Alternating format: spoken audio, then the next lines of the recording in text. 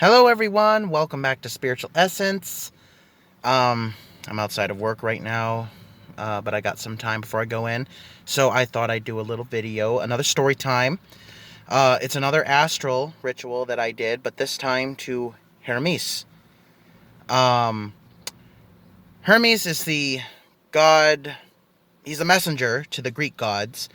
He's also a patron of thieves and merchants, and he's also a god of safe travel. Now, since he is a god of commerce as well, I did a little money spell, and it required his presence too.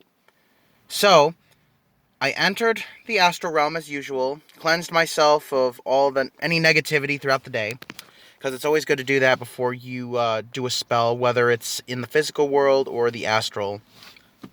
So I went to my altar, and it was a marble altar, much like they would use in ancient Greece. And I placed upon it gray candles. Now, I was not aware of this, but apparently one of his favorite colors is gray, which I don't really think it's a color. I think it's a shade, but still, he likes the color apparently. So I put them on. I put coins around the altar. Um, I also placed incense, as I would with any altar to a Greek god. Wine. I also gave him some wine. And I also had a duplicate of his staff, which, for those of you who don't know where the staff is, so the staff that's on medical alert bracelets, with the two serpents going through, that's actually to Hermes.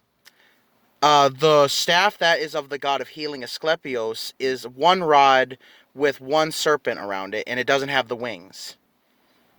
So, in case people didn't know that, it must have gotten confused somewhere along the line. But, yeah, medical alert bracelets have the symbol of Hermes instead of Asclepios, the god of healing. Um, but anyway, I placed the staff near the altar, and I also placed bay leaves, since it would have been something that they would have had back then. They used to make crowns out of bay leaves that were painted gold. I didn't paint them gold. I just put the bay leaves around. They smell good. And I asked for his presence to be known in the altar, and he came. He was a younger looking man. He had a gray toga on. So, I'm like, for some reason, I just got the feeling that you would like gray candles. And he's like, yes, I do like gray. And I'm like, oh, that's surprising. And I showed him the offerings, and I gave him the staff, which he gladly accepted. And I said, in exchange for this, could you help please sway things financially in my favor? Because I do have a debt, an auto loan to pay off. So I was like, could you help me, get some more earnings somewhere along the line? And he said, yes, I would gladly help you with that. And he said, you're definitely working for it. So he's like, I'll do everything I can. And the same thing, he did the same thing with Tiki, that Tiki did. He actually flew above the altar. Oh, yeah, I almost forgot. I also gave him some new winged sandals. I know it sounds crazy, but in the astral, you can literally create anything. So I'm like, winged sandals are another good thing. So he used the new winged sandals, he flew above the altar, and then disappeared in a ray of light along with all the offerings. And I was like, oh, wow. And that was the first time I've actually did an altar in the astral realm where I actually got to meet a god face to face. I've met with gods before, but never at an actual altar. So he was actually the first. Tiki came way after. And it was incredible.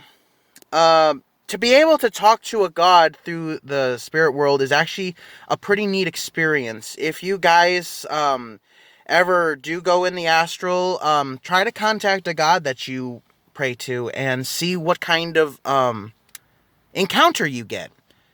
What is their demeanor like? What do they look like? What do they act like? And write it down in your spiritual journal. It's pretty neat experience because sometimes even gods like the Titan gods of the old world in ancient Greece, the ones that came before the Olympians, who were supposedly representing of chaos and evil, are not evil to you. I've met with Hyperion before, the god of heavenly light, who was one of the several Titans who actually fought against Zeus in the war of the Titans versus Olympians. And, of course, he was one of the ones that lost. And, according to legend, he was imprisoned in Tartarus. But I met with him, and he was perfectly fine. It wasn't even at an altar ritual. There were no offerings. And he actually gifted me with something in the spiritual realm. It was a pendant that looked like a sun. And it had, like, the rays of sun going in curves. It was really cool. And, I was like, wow, this is different. He was a big god, really big, much bigger than me. And around his face was like that of the sun.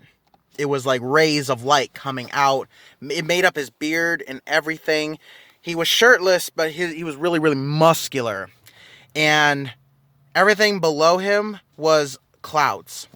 It was definitely something I wasn't expecting to actually have. He was like floating in the clouds. So these experiences are really cool. Sometimes the gods will have messages for you. So if they do have something that is important pertaining to your life or maybe someone around you, write it down and try to see if there's any significance anywhere in your life, because they can see things before they happen. So also, if there's anything that they can tell you, like hints to the future, like, hey, watch out for this date, so-and-so, watch out for this person, so-and-so, take note and just be wary. That's it for the spiritual story time with my encounter with Hermes. Thank you guys so much for watching. Please subscribe and don't forget to hit the bell button so you don't miss any of my future videos. And check out my Twitter and also my Substack where I have my own spiritual blog. Thank you guys so much. I'll see you later.